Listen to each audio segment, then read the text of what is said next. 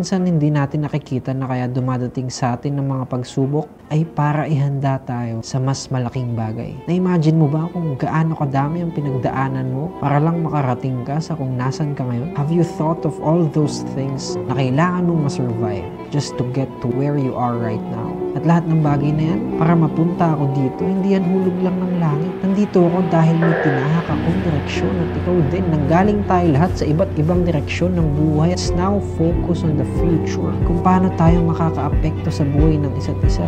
Kagaya lang ng ginawa ko, study, learn, teach, shake hands, make good friends, trade knowledge and stories para makatulong tayo sa ibang tao at sa sarili natin at para maging successful tong journey na to a new direction.